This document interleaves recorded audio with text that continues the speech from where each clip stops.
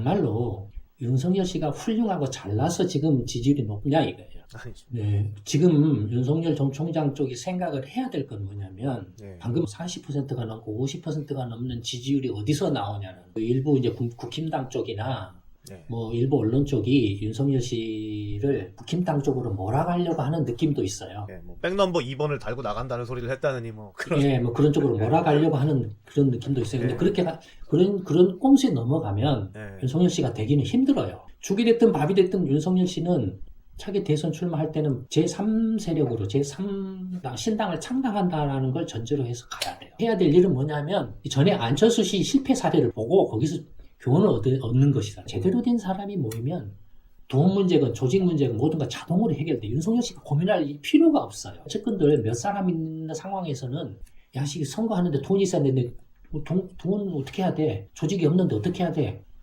그냥 헛생각을 하게 돼요. 이게 좁은 틀 속에 딱 갇혀가지고 네.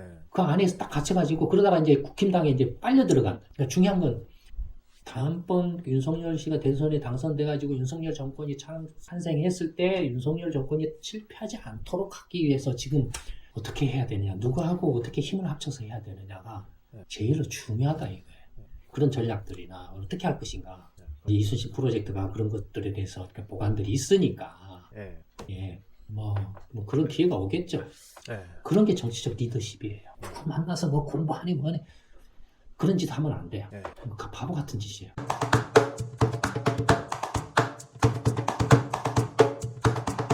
대단히 감사합니다. 시민주도 정치물갈이 이순신 프로젝트 시정토크 6월 8일 방송입니다. 오늘도 김광수 소장님을 모셨습니다. 안녕하세요, 소장님. 네, 안녕하세요.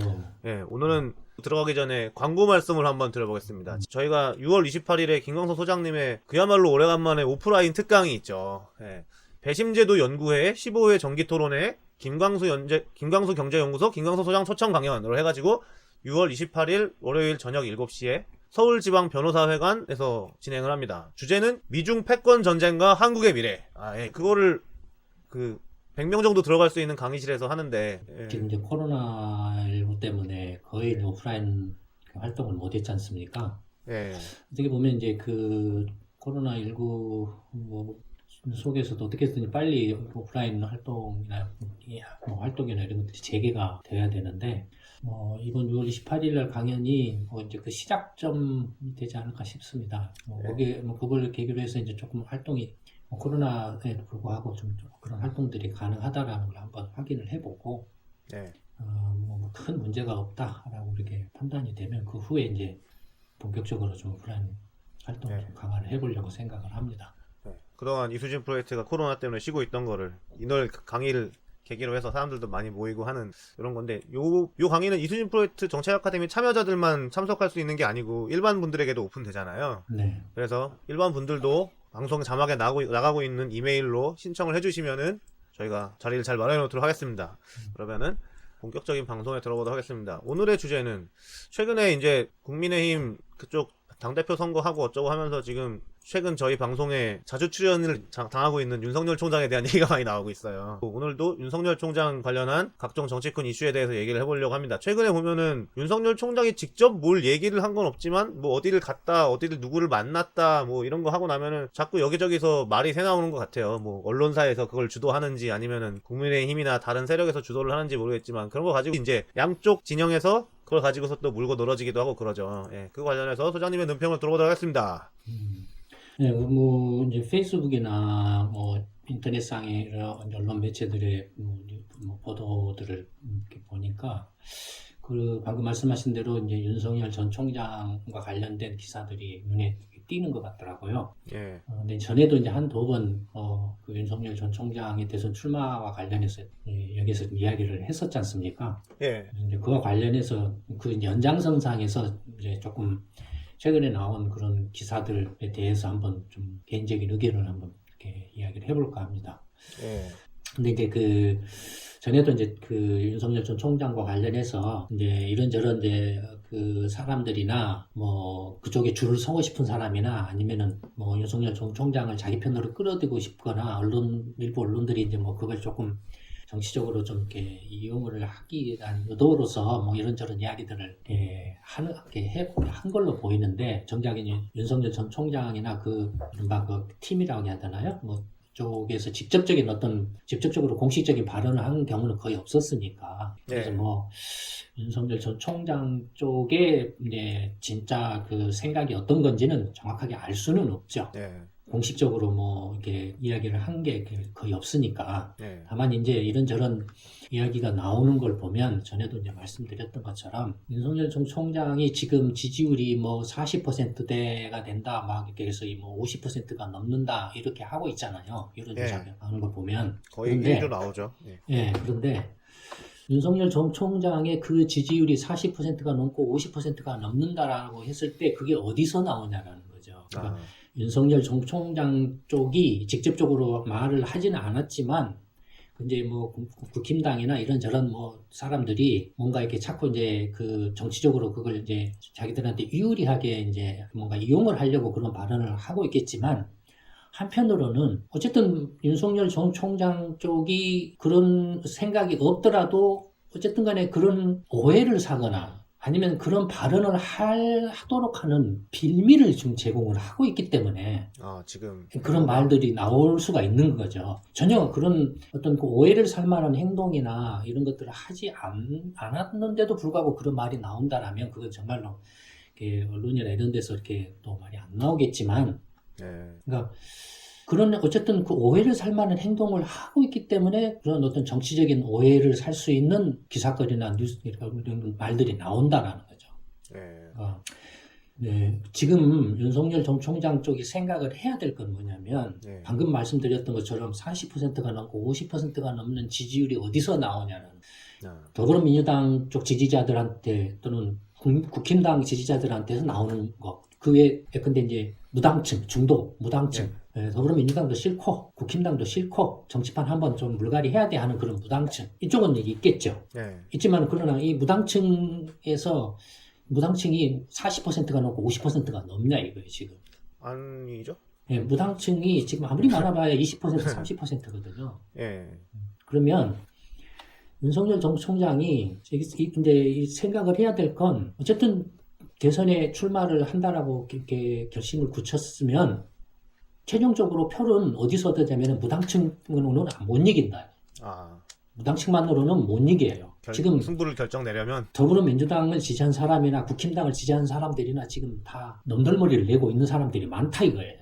그 사람들이 그래 전에 안철수한테 한번 속았는데 그래 이제 윤석열 당신한테 한번 더 이렇게 한번 표를 줘볼 테니 한번 해봐. 그런 생각을 가지고 있거든요. 그래서 지금 여론조사를 하면 지지율이 40%가 넘고 50%가 넘게 나오는 거예요. 그런데 이런 상황에서, 그러니까 윤석열 씨가 어떻게든 간에 대선 출마를 해서 이렇게 차기 대선에 당선이 되려면 이 세 계층을 다 끌어안아야 돼요. 더불어민주당을 지지를 했지만은 이제 그쪽에 넘덜머리를 낸 사람들, 대깨문에서 탈출한 사람들, 국힘당을 지지했지만은 태극기 부대나 뭐 이렇게 뭐 친박연대나 이런 데서 탈출하고 이렇게 한 사람들, 그 다음에 더불어민주당이고 국힘당이고 다 싫어 한번 이런 놈들 정치권 전부 때려 엎어서 한번 물갈이를 해야 돼 하는 그런 중도층, 이걸 다 끌어안아야 돼. 이걸 다 흡수를 해야 돼. 받아들여야 돼. 끌어안아야 돼요. 어떻게 하죠? 그러니까 끌어안으려면 방법이 뻔해요. 상식적으로 그냥 간단해요. 그냥 더불어민주당도 아니고 국힘당도 아니고 신당 제3당으로 제3의 세력으로 나가는 것 뿐이에요. 제3의 세력. 만약에 윤석열 씨가 지금 그 말 나오고 있는 것처럼 만약 국힘당에 들어간다라고 하면은 더불어민주당 쪽에 그에서 탈출한 대깨문에서 탈출한 그 사람들이 윤석열 씨 찍어주겠냐 이거예요. 그건 아닐 것 같아요. 안 찍어요. 그러면 40% 50%못 가요. 또 더불어민주당 이제 후보하고 또 경합을 해버려요. 박빙의 경합을 할 수밖에 없는 구조로 전락을 해버려요. 51대 49. 그런 식으로 전락을 해버려요. 그러니까 죽이 됐든 밥이 됐든 윤석열 씨 그쪽은 차기 대선 출마할 때는 제3세력으로 제3당 신당을 창당한다라는 걸 전제로 해서 가야 돼요. 당장에 지금 이제 신당을 만들기에는 좀 그렇잖아요. 그러니까 일단은 이제 대선 출마해서 대통령이 당선되면은 이제 당을 만들어야 돼. 왜냐면은 지금 자기 그 정책적으로 이렇게 지지를 해줄 국회에 지지 정당이 없으면 안 되잖아요. 그러니까 안 되니 그 지지 정당을 만들어야 되니까 그건 이제 대선하고 나서 1년 후에 총선이 또 있잖아요. 그때 이제 친당을 만들어서 하면 되는 거예요. 한 1년 남짓 정도는 조금 견디고 윤석열 씨가 대통령 된다고 그래서 모든 것이 윤석열 씨 쪽에서 이렇게 모든 것이 한 방에 다 해결되지는 않아요. 해결될 수가 없어요. 지금 현재 그 윤석열 씨나 지금 한국 기존의 정치권이나 이런 관료들이나 이런 사람들의 지금 능력이나 행태로는 해결할 수가 없어요. 해결이 안 돼요. 그러니까 길게 보고 가야 된다. 일단은 윤석열 씨가 할 수 있는 역할이 해야 되는 역할이 뭔가를 이렇게 생각을 하고 자기가 해야 되는 역할 또는 할 수 있는 잘할 수 있는 또는 해야 되는 역할들을 생각하고 할 수 없는 부분은 그걸 보완해 줄 수 있는 제3의 세력을 끌어들여서 연합을 해서 가야 돼요. 그래서 그렇게 연합해서 제3의 그 신당을 만들어서 가는 거예요. 소장님이 지금 말씀하시는 거는 그 제3의 세력이 꼭 정당이 아니더라도 일단 그렇죠. 지금 대선은 지금 당장에 대선을 향해서 가는 거니까. 일단은 이제 대선이 이제 문제가 되니까. 대선 이기고 나면 뭐 어차피 줄설 사람들 많으니까. 이렇게 이렇게 이제 또 어떻게 이제 서로 일반 시민사회하고 이렇게 연합하느냐에 따라서 윤석열 씨 쪽이 연합하느냐에 따라서 뭐 대선 전에 신당을 만들 수도 있기는. 그러나 굳이 무리할 필요는 없다 이거예요. 굳이 돈도 들고 하니까요. 또 그 나왔던 이야기 언론 쪽 페이스북에서 어디서 봤던 이야기 중에 하나가. 얼핏 이제 아마 그 일부 이제 국힘당 쪽이나 뭐 일부 언론 쪽이 윤석열 씨를 국힘당 쪽으로 몰아가려고 하는 느낌도 있어요. 뭐 백넘버 2번을 달고 나간다는 소리를 했다느니 뭐 그런. 뭐 그런 쪽으로 몰아가려고 하는 그런 느낌도 있어요. 근데 그렇게 그런 꼼수에 넘어가면 윤석열 씨가 되기는 힘들어요. 되기가 힘들어요. 그러니까 지금 그 사람들이 하는 말이 윤석열을 제거하기 위해서 막 그런 걸라고 볼 수 있는 거죠. 꼭두각시가 돼요. 또 윤석열 씨가 또 국힘당에 가면 자기 정치 기반이 없는데 그냥 허수아비 대통령이 되는 거예요. 가서 한다고 그래도 꼭두각시가 되는 거예요. 어차피 꼭두각시가 된다라고 하면은 어차피 그냥 아예 그냥 대선 일개로 단독 출마해서 대선에 당선된 다음에 새로운 정치 신당을 만들면 되는 그게 더 확실해요. 어차피 똑같은 이제 그 수렁에 빠지게 돼요. 더불어민주당이든 국힘당이든 그쪽에 어느 쪽이든 간에 가게 되면 그쪽에 밥그릇 속에 빠져서 이렇게 헤어날 수가 없어요. 그 다음에 또 이제 이런 말이 얼핏 보였어요. 왜냐면은 이게 지금 방금 말씀드린 것처럼 자기 정치적 지지 기반이 없다. 그래서 또 그다음에 대선에 출마하려면은 무슨 조직이나 자금이나 정치 자금이나 이런 것들이 필요한데 힘이 없다 이거예요. 그런 이제 이야기들이 얼핏 보였어요. 그걸 윤석열 씨나 그 윤석열 씨 쪽 팀들이 그렇게 생각하고 있는지 아니면은 국힘당이나 일부 언론이나 이런저런 이렇게 꼼수 부리는 쪽에서 은근히 그런 말을 띄워가지고 이렇게 압박을 가하는. 그래서 니네 우리 쪽으로 와라. 힘을 빼려고. 그런 식으로 이제 압박을 가해가지고 우리 쪽으로 와라라고 이렇게 꼼수 부리는 그런 것일 수도 있어요. 어느 쪽인지는 제가 뭐 잘 모르겠어요. 모르겠지만 다만 이제 윤석열 씨나 윤석열 씨 쪽에 있는 사람들이 생각을 이렇게 해야 될 건 지금 윤석열 씨가 뭐 그냥 아무것도 안 하고 가만히 있어도 내년 대선 때까지 그냥 가만히 그냥 있고 출마만 해도 거의 이렇게 당선될 거라고요. 당선되는데 굳이 거기에서 내가 뭐 이렇게 윤석열 씨 쪽이 무슨 정치 자금이나 조직이나 뭐 이런 걸 걱정할 필요가 없다 이거예요. 왜냐하면 지금도 윤석열 씨 쪽에 줄을 서려고 온갖 무징또징이 사람들이 난리다 이거예요. 지금도. 그러니까 윤석열 씨나 윤석열 쪽이 해야 될 일은 뭐냐면 전에 안철수 씨 실패 사례를 보고 거기서 교훈을 얻는 것이다. 그러니까 아까 처음에 말씀드렸죠. 제가 윤석열 씨나 윤석열 씨 쪽 팀 사람들이 해야 될 일 또는 할 수 있는 것이 뭔가, 그 다음에 할 수 없거나 해야 되는데 할 수 없는 것, 하기 힘든 것이 뭔가. 그래서 그 부분에 대해서 어떻게 이제 그 부분을 보완을 해야 되는 거고, 그 보완하기 위해서는 누구하고 이렇게 같이 힘을 합쳐야 되는가. 그래서 윤석열 씨가 대선 출마하는데 필요한 어떤 그 필요 최소한도의 캠프 내지는 진영을 짜는 거.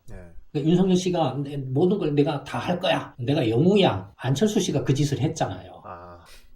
그러니까 그 밑에 이렇게 있는 사람들이 안철수 씨하고 무슨 연락을 하고 이야기를 하려고 이야기를 할 수가 없다 보니까는 무슨 그 팀이고 조직이고 뭐고 사실은 없이 그냥 막판에 몰려가지고 계속 안철수 씨 똥볼 싸서 막판에 몰리다가 이제 신당 만드니 하니까는 통제가 안 돼 버렸잖아요. 어정이 떠정이 그냥 다 달라들어가지고 그 당시에 이제 민주당이나 그 새누리당에서 이렇게 밥그릇 차지하지 못하고 밀려난 사람들은 온갖 사람들이 이제 다 그쪽으로 쏟아들어 밀려가가지고 난장판이 되고 난장판도 제대로 통제도 하지도 못하고 개판이 돼버리고 끝나버렸잖아요. 그렇죠.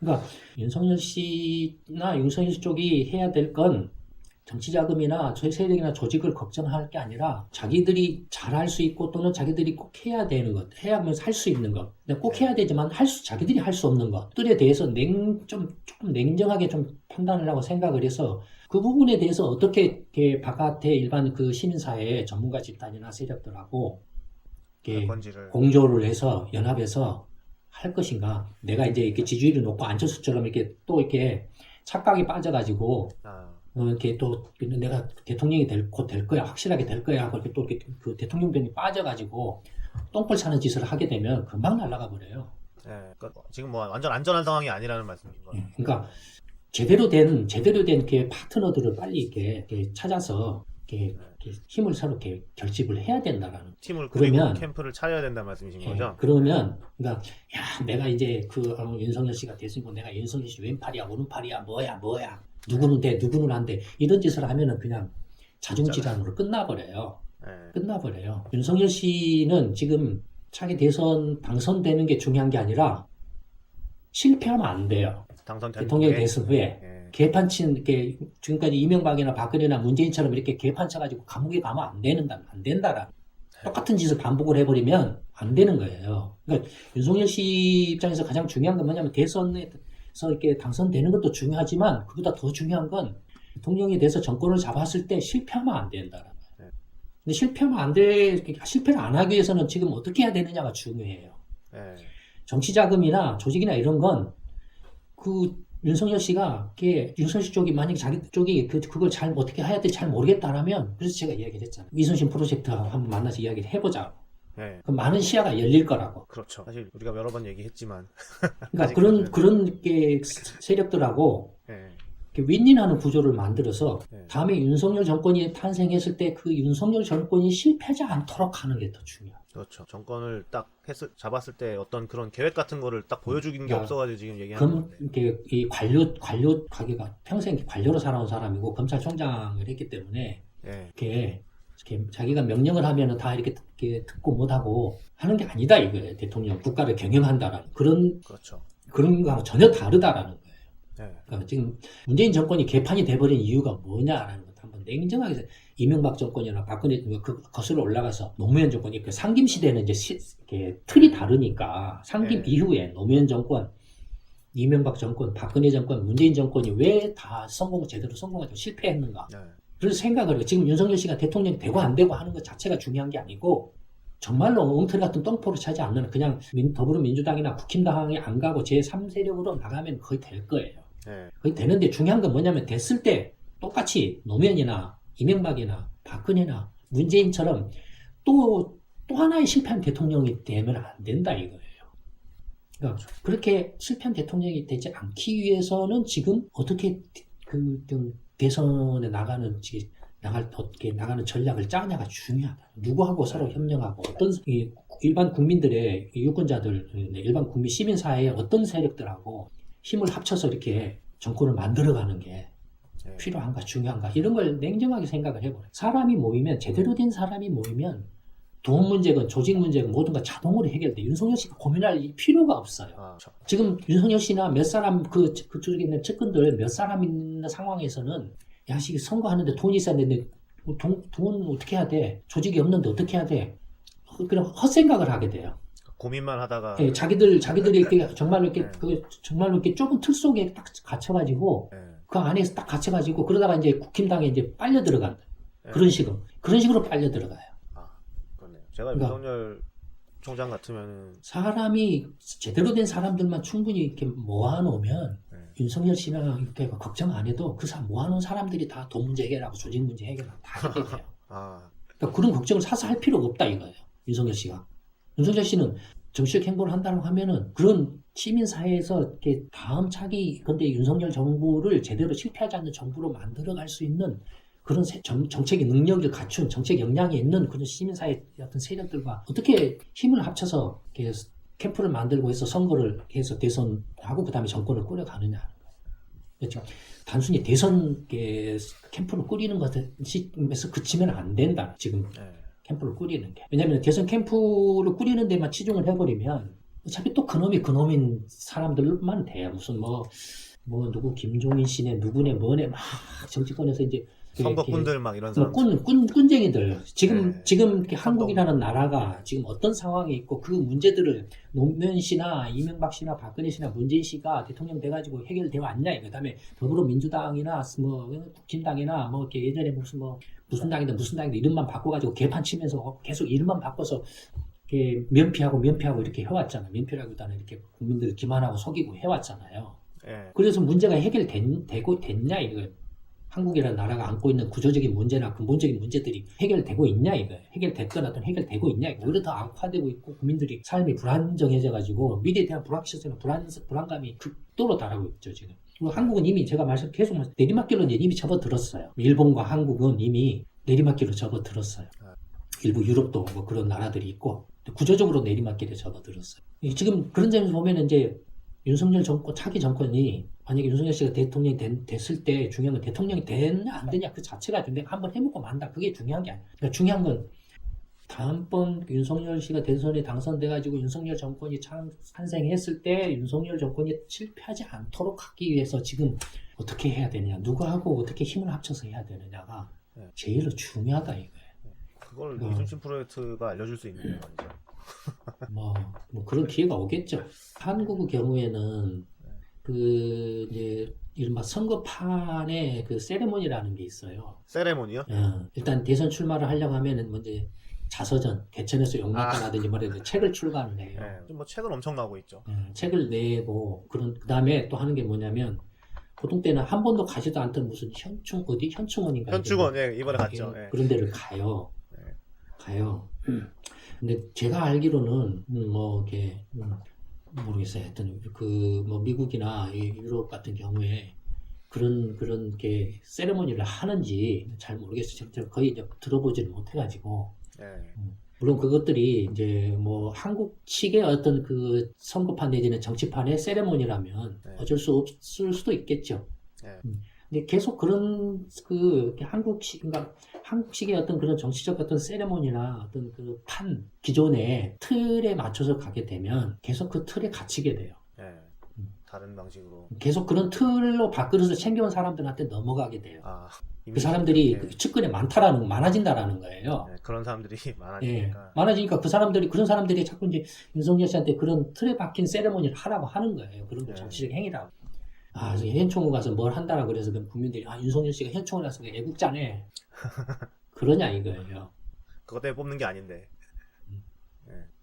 그러니까 정말로 어쩔 수 없이 불가피한 경우라면 모르지만 그런 게 아니라면 굳이 그런 기존의 그 정치판이나 선거판에서 이렇게 그때만 그런 걸 밥그릇으로 삼고 있는 사람들의 그런 그 세레모니나 이런 것들에 휩쓸리지 않는 게 더 낫다. 그다음에 지금 윤석열 씨가 막말로 윤석열 씨가 훌륭하고 잘나서 지금 지지율이 높냐 이거예요. 아니, 그건 아닌 것 같아요. 예전에 안철수 씨가 훌륭하고 잘났기 때문에 안철수 바람이 불었냐 이거예요. 그때 이야기 말 나온 게 뭐였습니까? 한나라도 싫고 민주당도 싫어. 그런 거였잖아요. 윤석열 씨도 마찬가지예요. 그러니까 윤석열 씨가 좋아서 잘나서 지금 지지율이 높은 게 아니라는 걸 항상 명심을 해야 돼. 그렇다면 윤석열 씨나 윤석열 씨 쪽에 생각을 해야 될 건 지금 현재 일반 국민들의 그 생각들이 더불어민주당도 이렇게 싫고 국힘당도 싫어. 이놈들 한번 전부 갈아치워야 돼. 그렇다 이거예요. 그래서 이른바 이제 어쩔 수 없이 윤석열 씨를 이제 제3의 이제 선택지로 이렇게 보고 있는데 어쩔 수 없는 선택이라는 거예요 지금. 어쩔 수 없는 지지율이에요. 그렇죠. 어쩔 수 없는 지지율이에요. 그래서 이제 그런 거기 때문에 그런 걸 냉정하게 보고 윤석열 씨나 그 힘사람들이 생각을 해야 될 건 그 어쩔 수 없는 선택지, 어쩔 수 없는 지지율을 윤석열 씨랑 하면은 내가 좀 믿을 수 있을 것 같아. 잘할 수 있을 것 같아. 라는 걸로 바꾸어야 돼요. 네. 바꾸는 전략을 구사를 해야 돼요. 확신 같은 걸 좀 줘야 된다는 말. 예. 그러려면은 그런 게 기존의 선거판이나 정치판에서 하는 그런 세레모니, 누구 만나서 뭐 공부를 한다, 뭘 한다, 이런 밥그릇 챙기는 그런 세레모니를 한다라는 게 제가 볼 때는 어리석은 그런 행동으로 보여. 예. 중요한 건 뭐냐면 한국이라는 나라가 지금 현재 안고 있는 문제가 뭐고 이 문제에 대해서 어떻게 지금 이제 그 해결을 하려고 하는데 해결하는 어떤 그게 방법이나 어떤 전략과 관련해서는 앞으로 이제 한국이라는 나라가 이렇게 직면하게 되는 미래가 어떤 미래가 이렇게 이제 예상이 되고 이런 식으로 이렇게 그 미래가 예상이 되는 가운데서 한국이 지금 현재 이런 구조적인 문제를 안고 있는데 이런 앞으로의 전망 속에서 이런 현재의 구조적인 문제, 미래의 이런 전망 속에서 그러면 윤석열 정권이 이런 구조적인 문제를 해결하고 미래의 어떤 변화에서 이렇게 한국이라는 나라를 이렇게 좀 제대로 이끌어 나가서 발전시켜 나갈 수 있는 어떤 정책적인 어떤 전략적인 방법이나 어떤 말하자면 비전이나 전략이나 어떤 액션 프로그램이나 이런 것들이 이런 문제에 대해서는 지금 현재 이렇고 앞으로는 이렇게 될 것 같은데 윤석열 정권에서는 이렇게 이 문제를 해결해서 문제를 헤쳐나가도록 하겠다.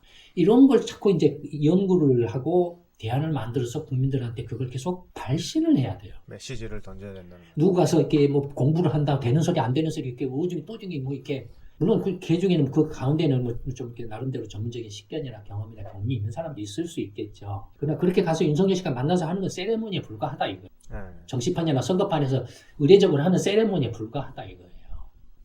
그렇게 한다라고 해서 그게 문제 해결에 전혀 도움이 안 된다라는. 지금까지 그런 세레모니는 윤석열 씨가 아니더라도 노무현 씨나 이명박 씨나 박근혜 씨나 문재인 씨 어마어마하게 해왔어요. 근데 어마어마하게 그런 세레모니하고 포장하고 마케팅하고 막 이렇게 해가지고 만들어가지고 이렇게 띄워서 대통령 만들었는데 어떻게 됐나 이 결과는 다 그 죽거나 감옥에 갔잖아요. 그런 식의 세레모니는 이제 구시대의 유물이다 이거예요. 그러니까 구시대 유물에 또 이렇게 틀에 박힌 식으로 윤석열 씨가 되풀이를 하면 힘들다라는 거예요. 설령 대선에서 이렇게 대선에 당선이 된다 하더라도 윤석열 정권은 필연적으로 망가질. 더군다나 정치적 지지 기반이나 지금 당장에 대통령이 당선되면 다음 총선에서 신당 만들어갖고 어떤 그 국회 다수석을 장악을 하기 전까지는 더불어민주당에는 국힘당한테 이리 치고 저리 치고 꼼짝을 못하게 돼 있어요. 흔들리겠네. 그랬을 경우에 어떻게 할 것인가에 대한 전략도 생각을 해야 된다. 1년 남짓한 기간 동안에 어떻게 나라를 이렇게 이끌어 갈 것인가 또 아무것도 못하는 꼭두각이나 허수아비로 해서 바보 취급 당하고 있어야 되냐 이거예요. 그러니까 그런 생각들도 이렇게 고민을 해야 된다 이거예요. 그런 전략들이나 어떻게 할 것인가. 그런 것들을 위해서 이제 그러니까 이제 이순신 프로젝트가 그런 것들에 대해서 보관들이 있으니까 같이 이렇게 힘을 합쳐서 우리 이순신 프로젝트뿐만이 아니라 일반 시민사회의 어떤 전문가 그룹이나 전문가 집단이나 전문가들이 많이 있다 이거예요. 제3의 어떤 기존의 더불어민주당이나 국민의힘이나 뭐 이런 기존 정치권을 전부 다 물갈이하고 이제는 정말로 새로운 어떤 정치 세력을 하나 만들어야 되겠다라고 하는데 절대적으로 공감하고 이렇게 필요성을 이렇게 인식하고 있는 그런 사람들이 엄청나게 많이 있다 이거예요. 그런 사람들하고 계속 접촉하고 그런 사람들을 설득해서 같이 힘을 모아서 대선도 그렇게 대비를 하고 그 다음에 이제 선거에 이겼을 때 윤석열 정권을 이렇게 꾸려나가는 기반으로 삼아야 된다. 그런 노력을 지금 해도 모자란다. 근데 지금 하는 행태들이 전에도 말씀드렸던 것처럼 윤석열 씨가 개인적으로 누구 만나서 공부한다. 웃기는 소리죠. 윤석열 씨가 공부한다라고 그래서 그러면은 저는 평생을 경제를 이렇게 전문으로 해온 사람인데 또 세계 모든 웬만한 이렇게 연구를 안 해본 것이 없을 정도로 연구를 다 한 사람, 그걸 업으로 해온 사람인데 그걸 이길 수 있겠냐 이거예요. 그렇죠. 내가 그러면은 그 경제학과 교수를 이렇게 경제부총리로 세우면 돼. 저는 말씀드렸죠. 지금까지 역대 정권에서 뭐 경제학 교수나 이런 사람들 수도 없이 장관 시키고 부총리 시키고 했다 이거예요. 그다음에 관료 출신들 수도 없이 기용해서 했다. 지금 문재인 정부도 그렇잖아요. 그렇죠. 그런데 문제가 해결돼 문제를 하고 잘 했냐 이거예요. 다 개판. 이 사람들이 지금 윤석열 씨도 이렇게 보세요. 검찰 출신이니까 검찰이니까 전국의 검사들이 한 3,000명 가까이 있는데 3,000명 가까이 맞죠? 네. 검사들이 3,000명이 다 실력이 똑같냐 이거예요. 윤석열 씨가 잘할 거 아니에요, 그거. 같은 검사랑 간판을 이렇게 직책이 달고 있어도 개판이 엉터리도 수도 없이 많고 같은 검사 중에도 지금 문재인권에 가서 그 똥개 노릇 하고 있는 사람들이 얼마나 많냐 이거예요. 네. 그렇다 이거예요. 실제로 그다음에 또 실제로 뭐라 할까요? 물론 이제 뭐 제가 무시를 하는 건 아닌데 뭐 교수라 그래서 다들 다 그렇고 그런 건 아닌데 그래도 대부분의 경우에 그 대학 교수다 무슨 경제학 박사학위를 받았다라고 해서 경제 전문가가 아니에요. 절대 아니에요. 그럼 그냥 운전면허증 자격증에 불과해요. 네. 현실 경제는 또 전혀 차원이 다르다라고 제가 계속 이야기했죠. 네. 전혀 차원이 다르다라고.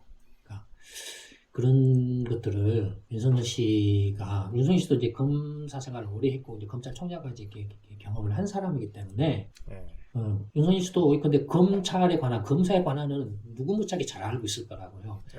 같은 검사라고 다 검사라고 해서 다 같은 검사냐라고 생각할 거라고요, 윤석열 씨도. 네. 그런 거하고 똑같다 이거예요. 네.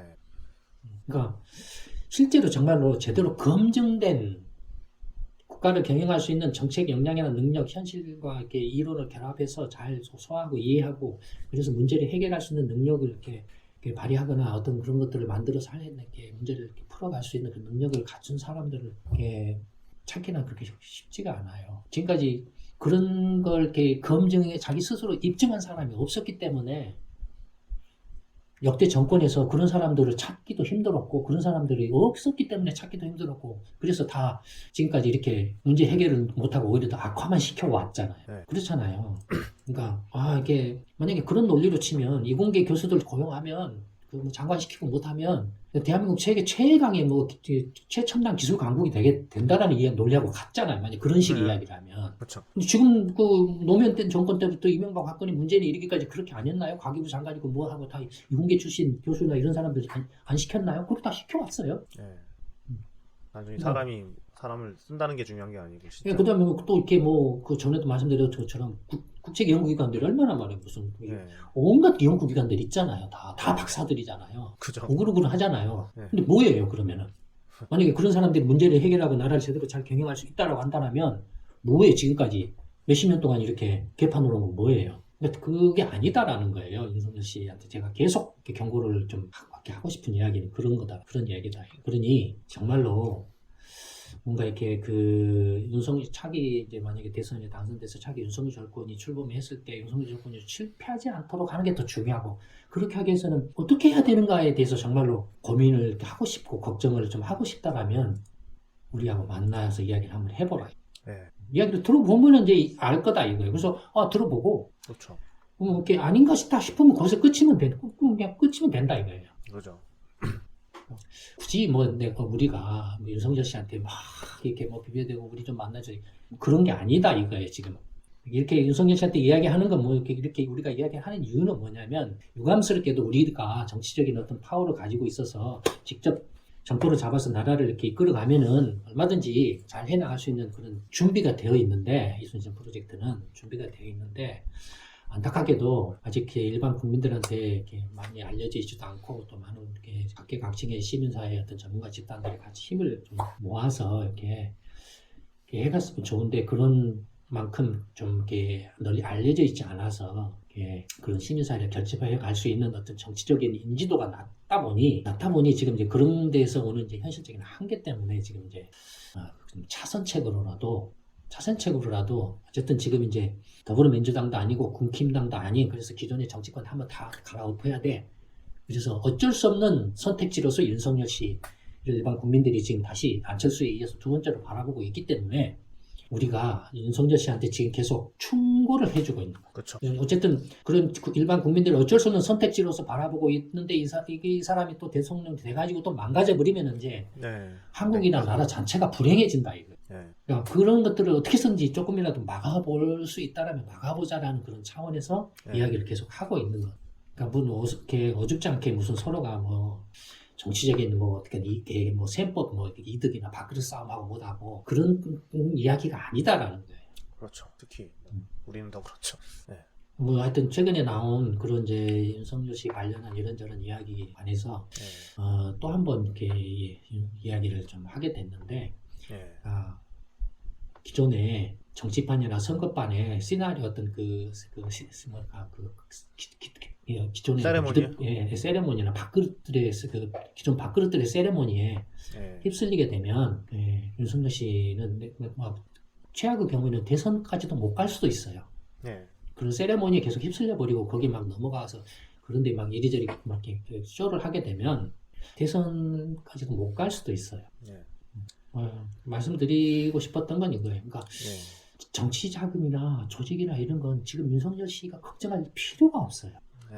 정말로 윤석열 다음에 그 대통령 됐을 때 윤석열 정권이 실패하지 않을 수 있는 그런 제대로 된 국가 경영을 할 수 있는 능력을 갖춘 그런 새로운 제3의 세력들을 하고 빨리 만나서 폭넓게 만나서 같이 힘을 합쳐가지고 연대해라. 그게 윤석열 씨가 해야 되고 할 수 있는 최상의 정치적 리더십을 발휘하는 거예요. 예. 그런 게 정치적 리더십이에요.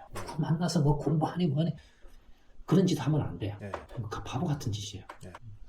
윤석열 이 정도. 총장이 지금 정치적인 세레모니에 휘둘리지 않고 국가를 제대로 경영할 수 있는 세력들을 만나서 연대하고 하는 모습을 보이는 그런 메시지를 던져야 한다는 소장님의 말씀이었고요. 그러기 위해서 이수진 프로젝트가 있고 마침 6월 28일에 서울지방변호사회관 윤석열 총장이 맨날 출근하는 데랑 가깝잖아요. 오기도 쉽네요. 예. 그런 데서 또 강의도 하니까 강의 가시기 전에 이수진 프로젝트에 연락하셔가지고 소장님하고 한번 얘기해보시고 강의에도 오셨으면은 좋겠다는 바람을 한번 전해보면서 이번 방송 마치겠습니다. 시청해주신 여러분 대단히 감사합니다. 네, 감사합니다. 고맙습니다.